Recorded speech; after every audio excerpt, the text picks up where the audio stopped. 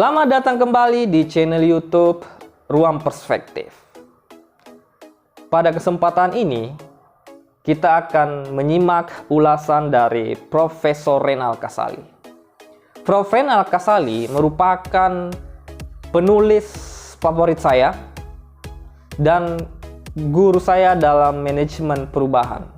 Saya mengibaratkan beliau sebagai Clayton Christensen dari Indonesia atau pakar disruption.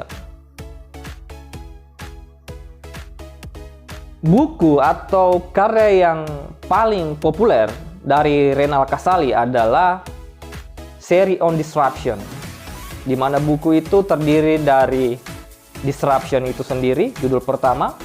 Kemudian yang kedua adalah self disruption. Yang ketiga adalah tomorrow is today, seperti yang saya perlihatkan dalam video kali ini. Ini adalah buku ketiga. Yang keempat adalah the great shifting. Dan yang kelima adalah #Mo, mobilization and orchestration. Dan barangkali Renal Kasali akan menulis lagi yang berkaitan dengan seri disruption. Manusia atau pada saat ini kita terbagi atas 3 zona waktu, atau kita hari ini terbagi atas 3 waktu. Yang pertama adalah the past, kedua adalah the present, yang ketiga adalah the future, masa lampau, masa kini, dan masa depan. Bagi mereka yang tak mampu menghadirkan masa depan ke masa kini, maka akan sulit selamat atau bertahan. Bagi yang tak mampu melakukan self disruption, apakah itu individu ataupun perusahaan, maka akan sulit untuk beradaptasi atau survive. Karena bagi mereka lah yang melakukan self disruption yang mampu melihat masa depan dengan jelas. Seperti yang kita lihat dalam bisnis, banyak perusahaan besar yang tumbang karena tak mampu melakukan self disruption atau adaptasi dengan kondisi zaman.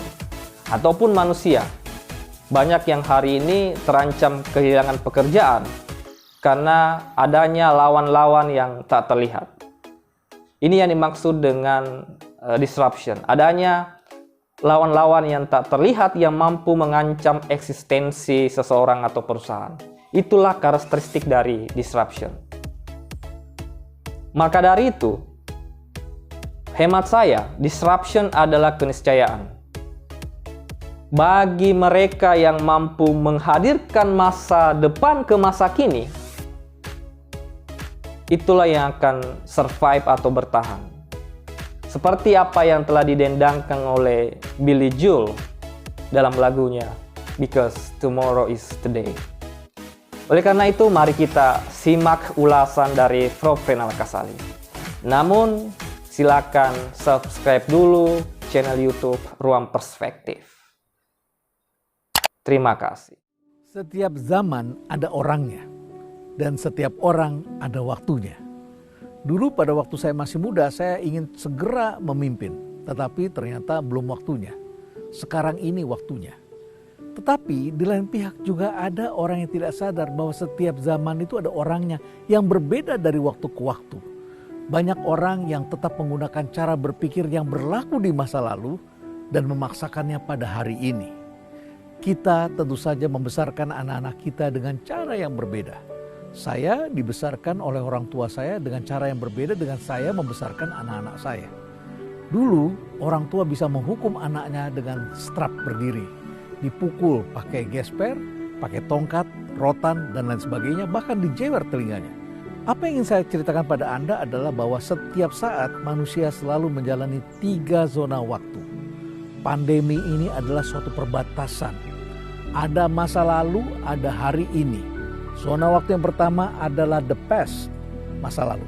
Zona waktu yang kedua adalah the present, hari ini, suasana pandemi. Dan kemudian ada the future. Strategi is about leadership in the future, tetapi bukan untuk dilakukan di masa depan, dilakukan pada hari ini. Oleh karena itu kita merasa beruntung ketika ada teknologi. Para dokter dulu tidak mau melayani pasiennya dengan menggunakan telemedicine. Karena diagnosa itu harus dipegang orangnya, disentuh, diraba, ditanya, diajak ngomong menggunakan alat, pakai stetoskop dan lain sebagainya.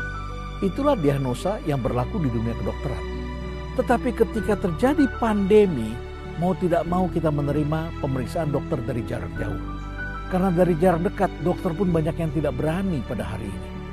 Untunglah ada anak-anak muda yang membawa hari esok ke hari ini. Karena tomorrow is today. Banyak orang yang tidak bisa relevan pada hari ini karena terperangkap pada masa lalu. Unable to escape from the past. Ini adalah keterperangkapan kita. Dan orang-orang seperti ini, unable to create the future. Tidak mampu menciptakan masa depan. Saya ingin mengajak Anda untuk keluar dari perangkap masa lalu. Karena hari ini, banyak sekali perusahaan-perusahaan yang didirikan oleh orang-orang sebaya saya, oleh orang-orang yang lebih tua dari saya, tetapi bisa jadi perusahaan yang menjadi kurang relevan. Hari ini banyak sekali orang-orang berpendidikan seperti saya, yang sekolahnya di masa lalu, yang barangkali pendapat-pendapatnya sudah mulai tidak relevan. Dan kita hanya bisa menciptakan relevansi, membuka mata masyarakat kalau kita mau belajar kembali. Kemudian kita menjelaskan dengan kehidupan cara-cara baru ini. Kita harus memiliki ability to escape from the past untuk hidup dan membawa kehidupan ke hari esok. Selamat untuk menciptakan kehidupan yang lebih relevan, terutama karena pandemi ini adalah suatu batas waktu untuk melihat sesuatu dengan cara-cara baru di hari esok.